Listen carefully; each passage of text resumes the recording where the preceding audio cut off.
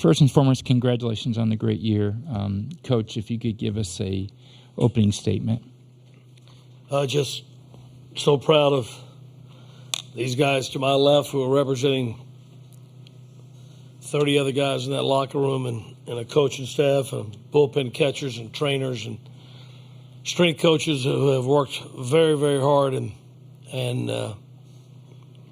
took us on a ride of a lifetime because this place is so magical and it's so fun to get here and it's so hard to leave. It's just such a super place. Everybody in the community, the Air Force Base, who was kind enough of General Cotton to host us the other day, gave our players and staff a day of total eye-opening enjoyment and life, what life's all about. And just the people at our hotel couldn't have been more hospitable and welcoming. And just, like I say, it's a hard place to get to.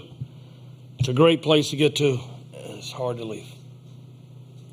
Thank you. At this time, we'll ask questions for the student athletes. First question over here. Mark Garland, College Baseball Central. Logan, can you speak about what was working for you today and to go 7 innings in this ballpark and do what you did today with that very difficult Gator lineup? Well, the changeup was working today, and it worked early when I didn't have my fastball command in the first couple innings. But without that defense behind me, there's just no way that I do what I do up there. So big credit to Souls and Wright catching that diving play. I mean, that was huge. And Butters doing what he does and all the other guys doing what they do. That's what makes me successful. With the wind blowing in, I've got confidence in all my guys that I can go out there and pitch and let them hit the baseball and we can make plays behind me. So other than the changeup, fastball command, and just knowing that they're behind me is what worked today. Logan, you talked about going into this that you were on the team in 21, but didn't get a good chance to pitch in this ballpark. What did it mean to you to be able to show out on this stage? It's everything. You know, this is what you play for, and I never got a chance to travel to this place, so this is the first time for me too. And I'm very happy that I'm able to share it with a bunch of guys for the first time and able to be here with the guys that came back. And it's been nothing short of spectacular.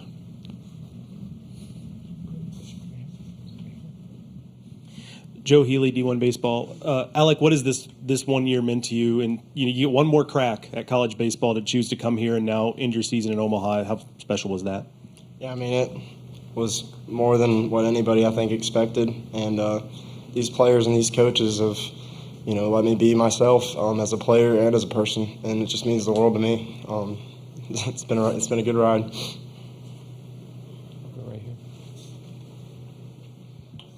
I guess, Alec, you kind of answered this, I guess, for the other two gentlemen. Just leaving something better than you found it. What does that mean to you, Sam and Logan?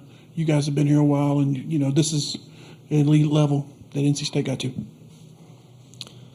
Yeah, I'm just grateful for the last 5 years.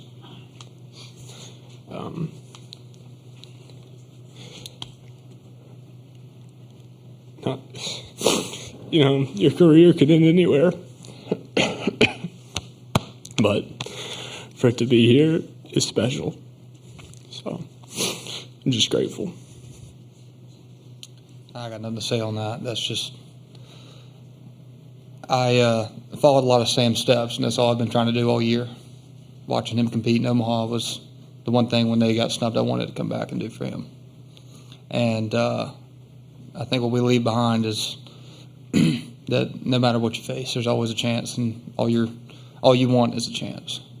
And I'm hoping that we leave something along the lines of, never give up, and y'all hear it 1,000 times with Jim Valvano. So we hope that we keep leaving that legacy behind.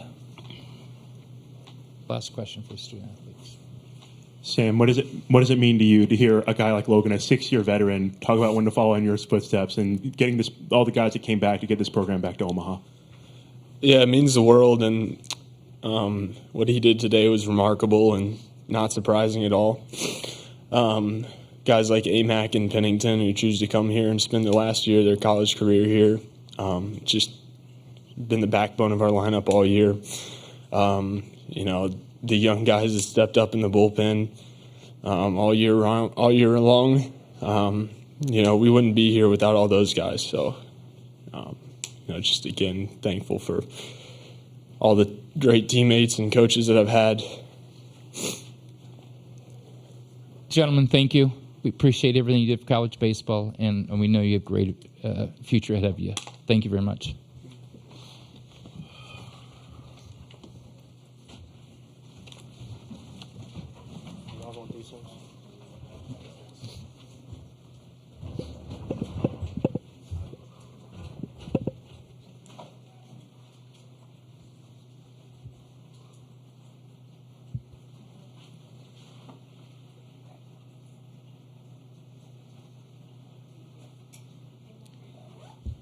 Okay, we'll open it for questions for Coach. First question right here. Then we'll go over here. Elliot, each one of the three young men you brought in here has their own story. It's a unique story, and now it becomes collectively NC State's story. Could you just speak to that and how meaningful it is for you to be a part of that story? I could talk about each one of them, Sam Highfield and Logan Whitaker forever. Logan Whitaker went through so many things. He went through so many things to get here. At one point, I think everybody, maybe medically, had almost told him it wasn't going to happen. There's no way he could go through the things he went surgically and taking a step backwards every time. So, but I've said this probably at least 50 times this year, and it's a great lesson for anybody in life. No matter what your situation is, doesn't have to apply to sports. But if a person doesn't quit on themselves, then there's going to be somebody out there that's not going to quit on you. And that's what Logan represents. And Sam Highfield, I can't say enough about Sam Highfield. He epitomizes what this program stands for and is all about. Does everything in a classy way, and that whole locker room does. I told him we'll go back tonight and we'll be with our families, we'll be with our girlfriends, some of the many great fans we have that made the trek out here, but you'll always be remembered for how you leave a place, not what you did, and I'm sure they'll do that again tonight, and just really proud of everybody that's a part of NC State baseball. Coach, I imagine the last couple of days you spent a lot of time looking at Caglione video. At the college level, have you seen anyone with that level of raw power, and then also is a bad ball hitter that gets to that power so often? Yeah, he's a free swinger for sure. And we know Fredden can be very, very dominant, and that's why we chose to go with him. If he's got that electric fastball, which he did early, I think maybe he was 16 of 20 strikes on the first 6 hitters, and then he kind of went 3-2 on 7 and 8 and walked those guys. And I knew then if that's the route we're going to go, we got a problem. But the guy at the bottom of the lineup, he did a great job against TCU, got a couple of hits, did a great job tonight, got the base hit to left field, good ball player, good player, and a good hitter. And then he was able to pop number 4 up, who's a great, great high ball hitter. That one really scared me. We just thought we'd go up on Caglione. Whitaker was coming in to face the next hitter. We just thought we'd see if Caglione wanted to chase again. And unfortunately, Fred got the ball down, and with that ball he hit to right center, that's just hard. You're looking at a future big leaguer. I've been here and seen Schwarber, and you've seen Bryce Harper, you've seen all these guys growing up and playing baseball, whether you're recruiting or whether you're facing them in college. And well, he's a big league hitter, I can tell you that. We're going to go 1, 2, 3. Coach, 20 runners left on base through both the games and the tournament. Is that kind of where things went awry? Yeah, you can't, at this ballpark, at this time of the year with all the great pitching you're going to see, and you got to take advantage of every opportunity. And I thought in that first inning when we had Cags, I thought they were going to take him out in the first inning. But we got bases loaded. Butterworth got the hit to left to get us 1 run, and still bases loaded. And we got a call on a check swing, which, I don't know, I'll go back and look at it, but we didn't come out on the good end of the check swing. And then he I think a couple more balls in the dirt. We had a opportunity there. That was a missed opportunity. But, you talk about leaving runners on base. good pitching staffs are going to do that, and obviously Florida has a good pitching staff, so it's not that easy. But, yeah, missed opportunities in this game will drive you crazy. Coach, Matt Towery from World Baseball Network, being one of the 4 programs, from the ACC to make it to Omaha, I mean, what's it like just to see, this is the talent in the conference, and then come next year with the new programs that are going to, be in the ACC? Well, yeah, it's I've been in this league for a long time. I think I was in it when it was an 8-team conference. I can't remember. I know I was in it when it was a 9-team conference. I know that, and to see it grow and to see all those teams that come in and how they've gotten better. From Boston College to Pitt to all these teams that come in, they just keep getting better and better and better. And I don't try to use exaggeratory words like best and most and everything's in recent memory, but this league is as good as it's ever been, top to bottom. And next year, when you add a couple more teams to that, it just keeps getting better and better and better. So I don't try to compare leagues. I've been in a few leagues and they're all good, and it's hard to win. It's just everybody tries to win, and it's hard. But obviously, this is one of the top conferences in the country.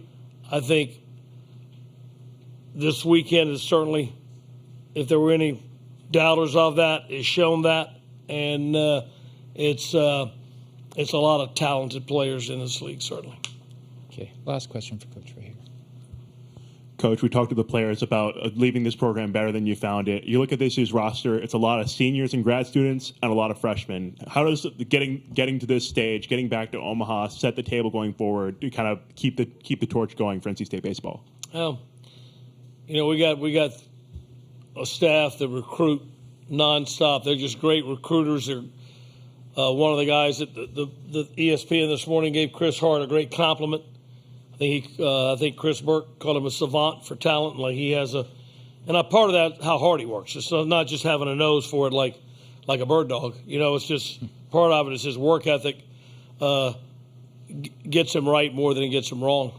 And but we have a lot of young pitchers coming back that Sam alluded to that got a lot of valuable innings on valuable stages this year that are going to make us feel pretty good coming back.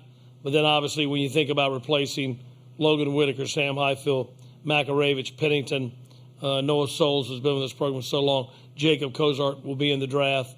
And I don't know of anybody that outworks him or loves this game more or works at his trade and takes care of his body with what he eats and how he lives his life than Jacob Cozart. So we're going to lose some guys to the draft, possibly Eli Serrano and Butterworth. So, yeah, it's a good number of young arms coming back, and you got to have pitching to be successful. But obviously, we're going to have to go home now and work very hard to fill a lot of holes to give us a chance in this conference next year. Coach, we appreciate your time, and Appreciate congratulate you. on the great year and what you do for college baseball. Thank you very much. Yeah, thank you.